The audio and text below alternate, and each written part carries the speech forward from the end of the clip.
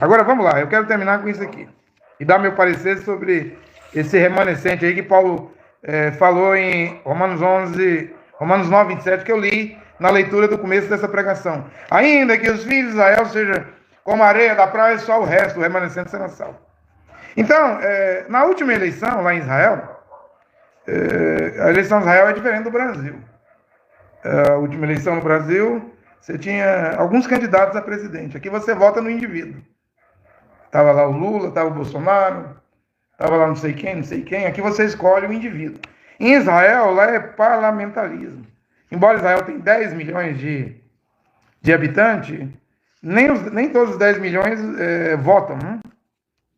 Nem todos os 10 milhões votam. Mas lá tem, acho que foi a última eleição, como é parlamentarismo, o israelita escolhe o partido político, não o indivíduo. Então, tinha mais ou menos 40 partidos políticos. Cardima é centro, Likud, o partido político do Benjamin Netanyahu é direita, né? Por isso que ele age como Donald Trump da direita, né? O Milei aqui na Argentina é direita, né? O Bukele em El Salvador é direita. Esses de direita vão agir, né? Eu quero dizer que Yehoshua Mashiach, ele não é nem de direita, nem de esquerda, nem de centro, que o Kadima é centro. Tem um partido de Israel, Beitenu, direita, Avô da esquerda, estou citando nomes de partidos de Israel. E tem partido até religioso.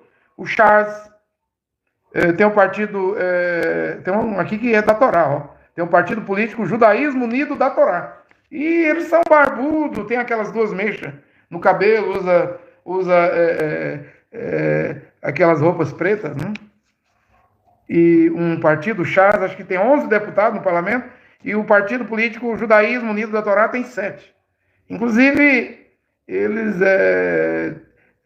podiam ter derrubado agora, semana passada, o governo de Israel, o primeiro-ministro, dissolveu o parlamento, e, embora eles que não estão com o governo, mas ao mesmo momento apoiam o governo, né?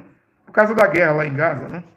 Mas mais ou menos aí, mais de 10, 15 deputados abandonou. O Netanyahu abandonou e não abandonou. Porque não houve novas eleições, né? Eu vou citar esses partidos políticos aqui. Tem o Shinui, esse é um partido lá. Mefdai é um partido religioso. União Nacional é um partido de centro. Meretz, um partido de esquerda. Balad, um partido árabe. Tem até partido árabe. Porque em Israel tem muito árabe israelense. Por exemplo, se eu fosse morar em Israel, eu mais minha esposa, e a gente tivesse filhos, eles seriam brasileiros israelenses, porque quem nasce em Israel vai virar israelense, né? Embora será brasileiro. Israel tem uma grande população árabe. Só em Jerusalém hoje, Jerusalém, a capital é Tel Aviv, só em Jerusalém tem 400 mil árabes morando lá. Do 1 milhão de habitantes, né? 600 mil é judeus, 400 mil é árabes. Só para você ter uma ideia. E os árabes têm partido político no parlamento, na Knesset de Israel. Hadash, outro partido de esquerda, e Atid, partido de liberalismo, e Amina, partido sionista, revisionista. Tem o partido político trabalhista, né? É um sionismo social-democrata. Derek Eretz é um partido sionista conservadores. Jezé é um partido do liberalismo e feminismo. Até as mulheres têm partido político, né? Se você olhar, tem mulher deputada no parlamento em Jerusalém, né? Lá Judaico, qual é o nome do partido? Lá Judaico, eles é um partido de sionismo religioso e interesse ortodoxo, né? São mais de 40 partidos. Então, quando a eleição lá em Israel, os judeus, o povo lá de Israel, eles votam no partido, não no indivíduo. Eles devem votar no partido. Aí um partido, por exemplo, tem mais de 40, mas nem todos vão para o parlamento, porque são 120 cadeiras para 120 deputados. E um partido, ele tem que ter pelo menos 3,25% dos votos. É onde ele consegue fazer 4 deputados, né? 4 cadeiras, né? Das 120 cadeiras, né? E como é que é esses partidos? Eu tive que ir buscar vídeos e ler para entender como é que funcionam esses partidos políticos lá em Israel, né? Então, funciona dessa seguinte maneira. O parlamento aqui, né, tem 120 cadeiras para 120 deputados. Mas lá tem mais de 40 partidos. Nem todos os partidos conseguem fazer cadeiras. Então, quando há eleição, o judeu lá tem que votar num partido. Aí o partido é que decide a lista do primeiro deputado, se ele ganhar, do segundo, do terceiro, do 10º deputado, né? Parece que o partido do Benjamin Netanyahu conseguiu fazer, acho que 30 deputados, né? Então, o partido político, ele vai determinar quantos estão na lista de deputados. E como é que o partido político determina? Ele pode fazer uma eleição, o partido diz assim, temos 50 deputados. O partido vai fazer uma eleição lá para os filiados, né, do partido, ou o chefe do partido decide, ou faz uma votação. Vamos votar, por exemplo, aí em 200 nomes. Os 40 mais bem votados vai ficar na lista dos deputados. Aí isso faz a eleição, o partido? Você tem uma ideia. Aí depois da eleição diz, a lista dos possíveis deputados, número 1, número 2, ele vai citando lá. Aí no dia da eleição, se esse partido ganhar, e dependendo do número de votos que esse partido ganhou, ele pode fazer tantos deputados. No mínimo, um partido tem que ter 3,25% do voto da população de Israel, para ele pelo menos fazer 4 deputados. Vocês estão me entendendo? Então, os partidos políticos, no dia da eleição, os judeus vão votar no partido, mas cada partido já definiu a lista de homens ou mulheres dos possíveis deputados. Ou o dono do partido decidiu, ou só os filiados ao partido votou quem poderia ser deputado, ou ele fez uma eleição pública. É assim que funciona. Então o judeu, se ele quer que tal candidato ganhe, ele tem que votar no partido dele. Aí o judeu sabe do seu candidato, por exemplo. O judeu quer que Benjamin Netanyahu ganhe. Então o partido do Benjamin é o Likud. Se ele ganhar muitos votos, vai fazer muitos deputados. Só que ele é direita, mas nem todo mundo de Israel é direita, né? Israel tem vários líderes, não tem só o Benjamin Netanyahu, tem outros líderes, né? Existem outros líderes também que disputam, né? Eu acho que eu anotei o nome de alguns aqui. Então lá tem até partido político chamado Azul e Branco, né? Então é assim que funciona. E depois da eleição, os partidos se reúnem, aí sabe quem é deputado, quem vai ocupar as 120 cadeiras, e quem será o primeiro-ministro? Normalmente é o que ganhou mais votos, né? O partido que ganhou mais votos, aí ele tem que conseguir pelo menos fazer uma coligação dos 120 deputados. Se ele conseguir fazer uma coligação de 61 deputados, já que tem 120, aí ele já pode ser o primeiro-ministro. Vocês estão me entendendo? São 120 deputados. Depois das eleições, o partido que conseguir juntar lá uma coligação de pelo menos 61 cadeiras, é o partido que vai poder indicar o primeiro-ministro, né? Israel tem presidente, mas quem manda lá é o primeiro-ministro, né? Então, funciona como parlamentarismo. Dizem que foi Thomas Jefferson que criou esse método, né? Que Israel usa. Nós aqui no Brasil não usamos esse método, né? E o voto lá em Israel não é obrigatório, né? O judeu vota se quiser votar. Parece que na última eleição só 4 milhões foi votar, né? Vocês estão entendendo? Eu estou tentando explicar aqui da melhor maneira possível. E depois que uma coligação fez 61 cadeiras, então fez o primeiro-ministro. E aí, parece que ele pode governar, acho que 4 anos, né? No caso do Benjamin Netanyahu, tem 3 anos no poder, mas ele já ganhou várias vezes, várias eleições. Se não dissolve o parlamento, ele pode ir até outubro do ano que vem, né? E há 3 maneiras de dissolver o parlamento e trazer uma nova eleição. Eu anotei aqui, né? Primeiro, eu estava ouvindo uma jornalista de Jerusalém, de Israel, explicando. Primeiro, se uma noção de não confiança no governo, né? Se houver lá uma desconfiança do governo, então já pode reivindicar nova eleição. Segundo, gente da própria coalizão pode chegar a 61 deputados, cadeiras, gente da própria coalizão, se eles criarem uma lei lá para dissolver o parlamento, é o segundo motivo, né? E terceiro motivo, o próprio primeiro-ministro, né, tem o poder de chamar novas eleições. No caso hoje em Israel, o Benjamin Netanyahu, ele não quer novas eleições, ele quer terminar o mandato. Quer ir até o ano que vem, outubro, né? Por quê? Porque ele está baixo nas pesquisas. Se Benjamin Netanyahu dissolver o parlamento e chamar novas eleições, hoje ele perde. A popularidade dele está fraca, né? Embora ele tenha o apoio do Donald Trump, né? Agora aqui é onde eu vou entrar. Quando nós lemos na Bíblia, você vê na Bíblia partidos religiosos, fariseus, saduceus, essênios, zelotes. É o que você vê lá na Bíblia, né? Fariseus, saduceus. Aquilo era quem controlava a nação. A nação tinha um sinédrio. Hoje Israel não tem um sinédrio.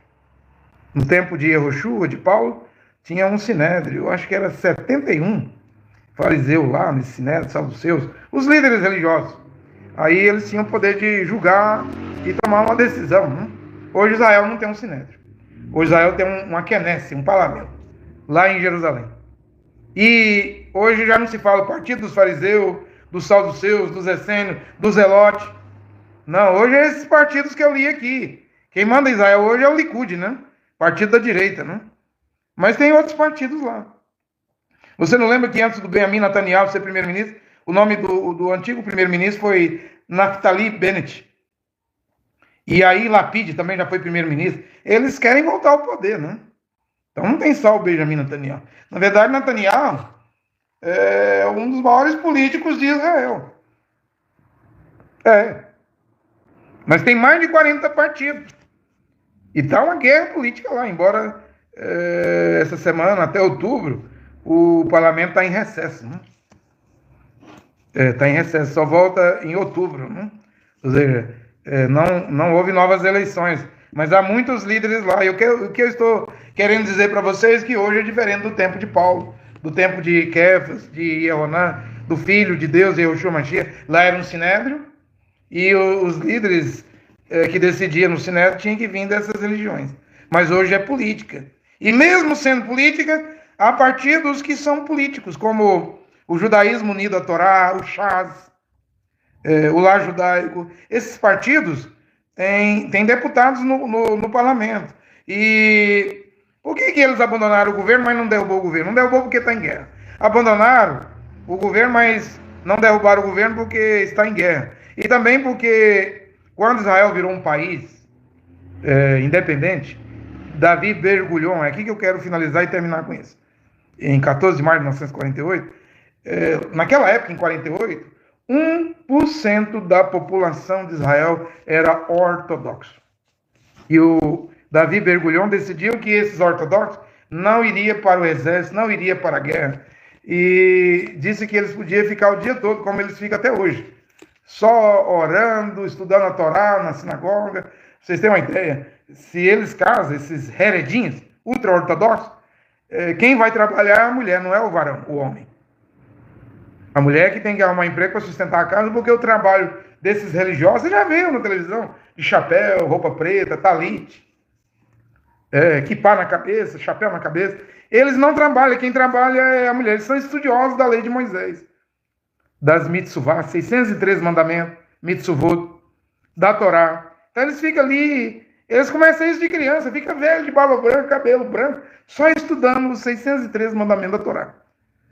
Então eles não participam de guerra. E como Israel hoje está enfrentando 7 frentes de guerra, Irã, Síria, Iraque, Gaza, Cisjordânia, Judéia, pode começar uma guerra horrível aí contra a Turquia quer guerrear contra Israel, né? A Síria está querendo pedir apoio à Turquia, porque nesse massacre desse terrorista aí, Ahmed al-Shara, isso aí está usando paletó e gravata, mas era terrorista da Al-Qaeda. Não vê lá? Nem coube tanta gente no necrotério entre os drusos, né? Os beduínos tentando destruir os drusos na Síria, o exército do Ahmed al-Shara, o antigo Abu Muhammad Jolani, né? Jolani porque Jolani quer dizer colinas de Golã. Ou seja, a Síria uma hora vai querer tomar as colinas de Golã de Israel. E nessas colinas de Golã, quando termina as colinas de Golã, no sul da Síria, vive os drusos. Os drusos é um tipo de muçulmano que tem no Líbano, Israel, e os drusos lá em Israel lutam por Israel, no exército de Israel. Por isso que você viu o Benjamin Netanyahu, primeiro-ministro, bombardeando o palácio do governo lá, um negócio, uma agência do exército sírio, né? Porque se não faz aquilo, porque o Jolani com o exército sírio entrou no meio da guerra entre drusos e beduínos e foi matando drusos, né? Israel viu que era um massacre, interviu, ou seja, a situação não está boa na Síria. Israel teve que bombardear com aviões, acho que o palácio do governo ali não chegou a destruir, só deu um aviso, né? E uma agência do exército. E agora a Síria está querendo se aliar à Turquia, né? para quando Israel vier bombardear de novo os aviões da Turquia, começar uma guerra com Israel. A coisa não está boa no Oriente Médio. É um barril de pólvora. E o Benjamin Netanyahu está precisando de soldados. E o que é que ele quer fazer? No tempo de Davi Ben-Gurion, era 1% os ortodoxos. Hoje são 11%. E eles não vão à guerra, porque os líderes ortodoxos não querem. Dizem que se esses rapazes for para a guerra, então se é 11%, Israel tem 10 milhões, são mais de 1 milhão de ortodoxos, né? Então eles não usam esse celular que eu estou usando aqui, ó, um smartphone. Eu já vi lá, o celular que eles usam é aqueles antiguinhos, analógicos, eles não têm televisão em casa. Ou seja, eles vivem em Israel, não concordam com o sionismo, não concordam com o Estado de Israel, não concordam com o governo de Israel. Eles vivem em Israel, não concordam com o Estado. Eles querem viver a lei de Moisés. Vive lá, mas é como se não estivesse lá. Ou seja, eles nem se alistam no exército. E o Benjamin Netanyahu está precisando de soldado para morrer. Morrer em Gaza, morrer numa nova guerra no Irã, morrer na Síria, morrer no Líbano, contra o Hezbollah, contra o Hamas, contra o Irã, contra essas guerras. E aí os líderes ortodoxos, Haridins, não querem que os seus rapazes vão para a guerra. E em Israel, acho que é 2 anos, 3 anos, 2 anos, o serviço militar para homens e mulheres é obrigatório. Mas por causa da lei de Davi Ben-Gurion, em 1948, eles estão isentos. Só que agora o primeiro-ministro quer mudar a lei. Por isso que esses deputados desses partidos religiosos abandonou. E diz para ele, ó, não cria lei não, senão nós te derrubamos. E nós não queremos os nossos rapazes soldados, porque se eles virar soldados, vão fumar cigarro, vão beber, vão se envolver com mulher, vão se corromper. E se por acaso acabar a guerra, eles não vão querer mais viver como ultra-ortodoxos, Haridim. Vocês estão entendendo o que eu estou dizendo? É isso. Esse é o maior problema hoje em Israel. Irá para a guerra esses religiosos? 11% da população? Eu não sei. Mas eu chego a pensar, que é a minha opinião, como a Bíblia diz que os 144 mil israelitas vão estar em Jerusalém e eles são virgens, não fizeram sexo, relação sexual com mulher, ou seja, hoje em Israel, o único lugar que poderia sair seria desses ultra-ortodoxos, haridins, desse povo aí religioso, que desde 1948 não entra em guerra, não vira soldado, não faz parte do exército de Israel. Mas o Benjamin Netanyahu quer cancelar essa lei e colocar eles para morrer, né? Veja que situação, né? O que vai acontecer, eu não sei. Só o Criador sabe. E a Bíblia diz em Ezequiel 9,4 que os 144 mil vai estar lá em Jerusalém. Angustiado, gemendo, chorando, por causa dos pecados, das abominações cometidas pelo povo judeu. E não é porque uma pessoa nasceu em Israel e é judeu que será salva. A Bíblia diz que os 144 mil, para fazer parte, eles têm pelo menos essas duas características. Nunca fizeram sexo com mulher nenhuma. Na sua boca não se achou mentira. Eram homens íntegros, né? Então tem que ser um grupo de pessoas separadas da sociedade. Hoje, assim, como estudioso das Escrituras, e sempre estou estudando as coisas lá em Israel, eu só vejo esse grupo de jovens entre os haredins, ultra-ortodoxos. É os únicos que se mantêm fora da política, né? Fora da tecnologia, né? Fora das festas, fora do mundão velho brabo, né? Se não for eles, então não sei onde está esse grupo. Pelo menos na minha ótica, a minha maneira de ver, pode ser aí, né? Se é, eu não sei, Deus sabe. Mas eu só estou expressando o que eu penso, né? Olha aqui, o Criador, Jeová, abençoe esta pregação juntamente com seu filho e Yehoshua Mashiach. Ainda que o número dos filhos de Israel seja como a areia da praia, Romanos 9, 27, só um remanescente, um resto. Só um grupo de 144 mil que será salvo, né?